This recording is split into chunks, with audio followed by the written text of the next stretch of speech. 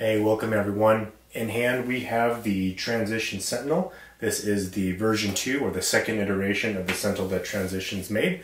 And in this video we're going to talk about the bike itself, some cool features, how it rides, and also send it through our climb and descent gauntlet. So stick around, we have a lot to unpack here.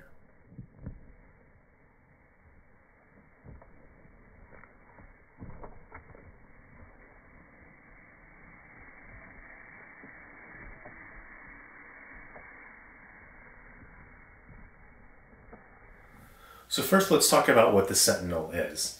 The Sentinel for Transition is their long travel 29er. So you're going to have 160mm travels up front via Lyric or a Fox 36, and you're going to have 150mm travel in the back, which is 10mm more than the previous version of the Sentinel.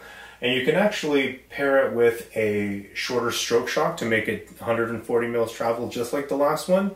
But we'll get to that later because I don't really think it's that necessary. Now this particular Sentinel actually is not an off-the-shelf Sentinel that you can buy. This was a custom-built frame-up, so it's going to have some options that you're not going to find on their build kit, but we'll go through what this particular bike has. So starting with the drivetrain, you're going to have full XTR, that's cranks, ring, derailleur, shifter, and cassette and chain. Suspension is handled by a Lyric Ultimate in the front and a Fox Float X2 Performance in the back. Cockpit and controls is going to be handled by a Renthal Fat Bar Light with a anvil swage stem, I believe 30mm in length. You're going to have some ODI, looks like Aaron Gwynn edition grips, XTR brakes, Fox transfer post, Pro little shorty saddle there, and you're going to have an E13 chain guide.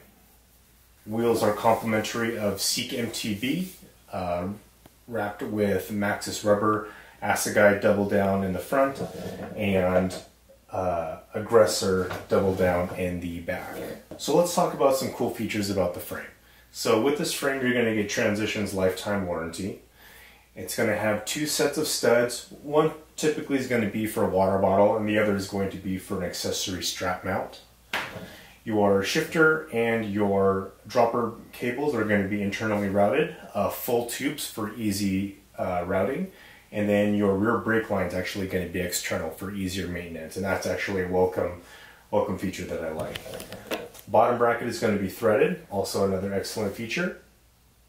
And I just particularly like the lines of these new versions of Transition bikes. It's got a real kind of angular, sharper look. Lines kind of flow together. I really like it over the swoopy lines that the previous Transitions had. But that's a subjective thing, just something that I like over the previous ones.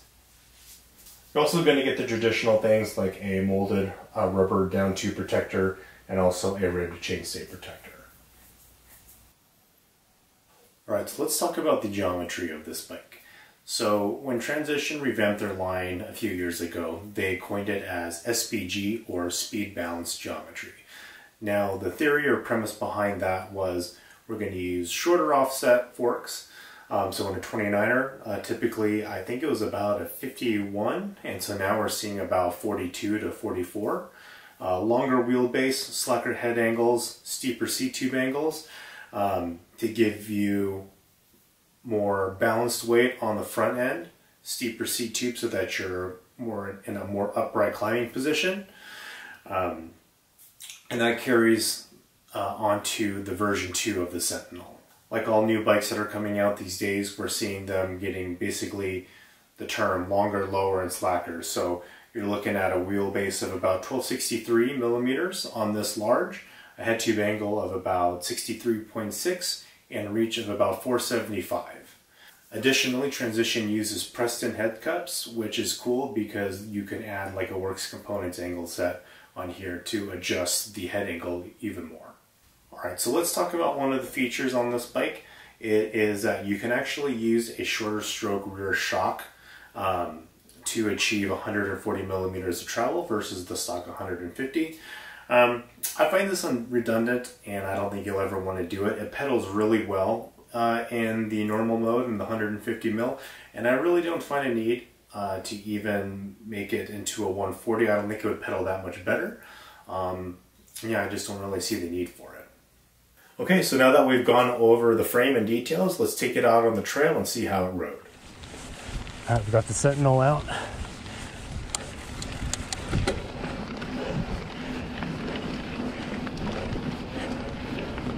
I'm gonna highlight some features that might be notable when you're climbing. Tight turns, techie stuff, and we'll just kind of go through all of it. On a relatively flat section, pedals well. I get asked a lot when it comes to a bike that I'm demoing or testing out, does it bob a lot? And I typically always say no, because I feel like bikes have gotten so good, none of them really are so offensive. So I would say that term is very subjective and your answers are going to be varied. Now, what I will say is when you pedal, you'll see the shock move, but you'll see the shock move on any bike, no matter how good it pedals.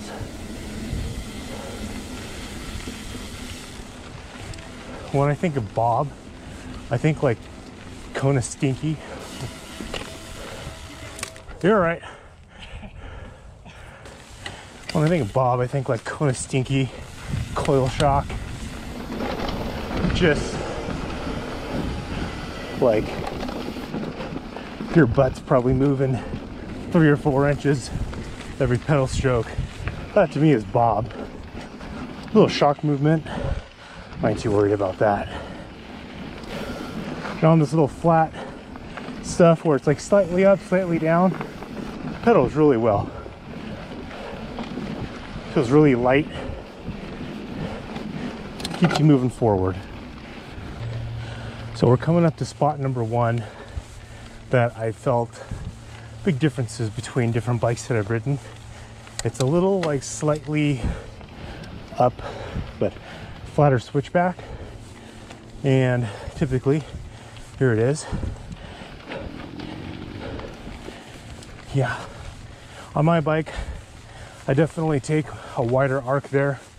Front tire almost always leaves the path. Could be a sizing thing, but this one kind of steered and stayed with the trail a little bit better than my bike, but a lot of factors there, size being one of them, cockpit setup. But overall, this bike is handling all the little tight stuff really well. As mentioned, this bike is a size large, saddle's kind of right in the middle, and you've got a really good pedaling position. I feel like I'm really pushing straight down, getting all that power, not feeling like I'm pushing forward on the pedals. It's got a really more upright, comfortable climbing seating position. Another thing I notice is the bike itself. So what was you just talking about, the rear suspension setup paired with the shock that it has, which is the X2 Performance. I would say the suspension, especially on climbing, is a little bit more reacts better to bumps and terrain, meaning that when you hit a bump, it absorbs it and you don't kind of deflect off of it. Older Santa Cruzes, even the newer stuff, are kind of, in my opinion, offenders of that quite a bit. So stuff like this little rocky stuff, you kind of just get bucked around a little bit. You can soften that up a little bit, but maybe at the expense of some efficiency. But I set all of these up pretty much to 30% sag. Recommended settings. And yeah, it does well. All right, now we're coming up onto some steeper stuff. We'll try it out on a couple different things.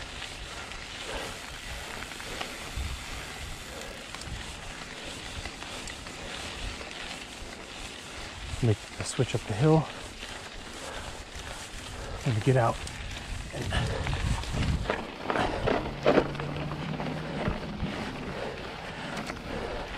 Hooks up decently when you definitely put power down and get out of the saddle and sprint up a little bit. Now, your choice of tire can also help you succeed or fail on that regard, but this is the 2.5 Aggressor with the dual compound. Lots of little square edge knobs on it, but they're not the biggest. But just clicking along this really hard, sandy, dusty trails,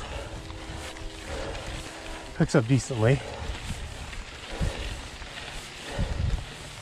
Here's another little bit we'll kind of mash down on.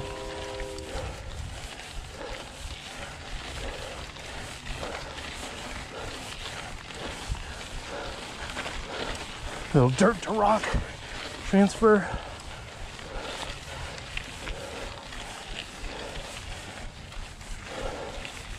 It tended to slide on the rock a little bit,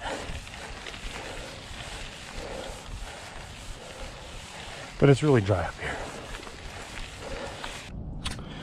All right, now the fun bit. We've reached the top. So now it's time to go to the bottom.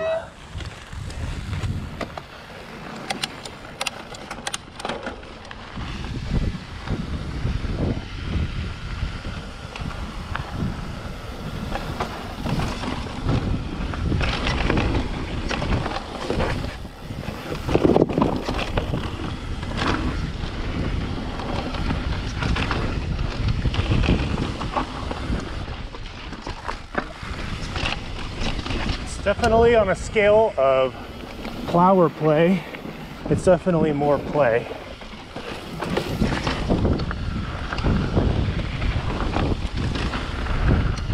I can definitely tell it stays higher up in its travel. A lot of factors into that though.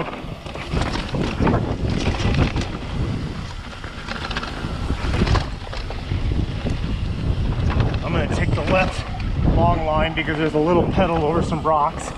We'll see how that does.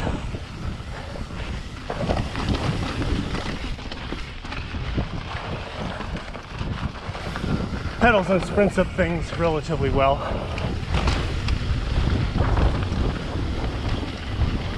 Feels nimble side to side.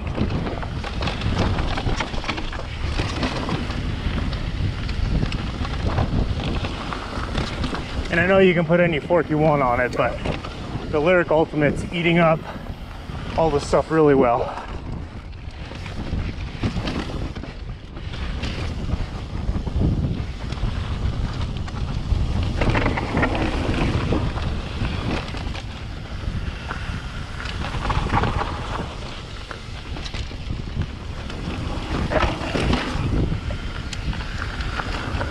Now this is their biggest 29er that they make,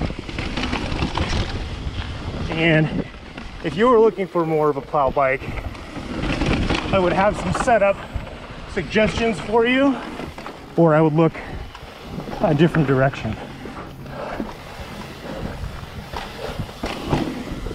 But for a trail bike, this thing feels awesome. Feels snappy. Rear suspension feels snappy.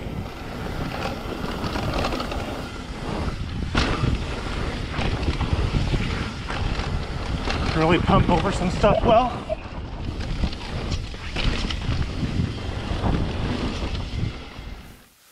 All right, to summarize my thoughts about the Transition Sentinel, I really think, for whatever reason, even compared to the last version of this bike, it feels just more like a trail bike and not necessarily like an all-out enduro bike that's meant to handle like those tough EWS stages. Now, I know travel isn't everything, but you're seeing a lot of enduro bikes going up 160 front and back or even 170 and sometimes in extreme cases 180 mil travels front and back. That being said, I think it is a great do-it-all bike. It's probably going to be perfect for 90% of the trails in the United States or in your local area. Certainly in our local area, you'll be able to take this anywhere. It just doesn't have that stable confidence feeling that even the previous Sentinel had or that other bikes have, like including the Mega Tower that I currently ride. Now the caveat to that is I think I could set this bike up a little bit different to make it a little bit more stable for me. Some quick things that I'd probably do differently is probably just my preferred length of bar, also my preferred length of stem. I'd probably size up to an XL, and being that I do like air shocks these days, I may even be interested in trying a coil that's a little bit more adjustable, maybe like the DHX2. Just because I do think it's so progressive enough and has a really good pedaling platform that I think you can get away running a coil and still be able to climb really well, but also have it just a little bit more plush for those descents and just have the bike just a lot more stable. Alright, well now that we've talked about the bike and we've ridden the bike, it's now time to hand this over to our professional rider and take it on to our uphill and downhill gauntlet challenge.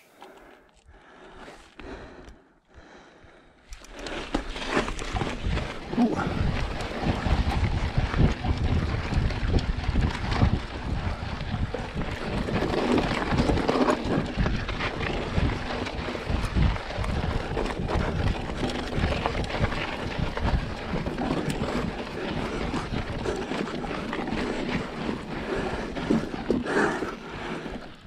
Whew.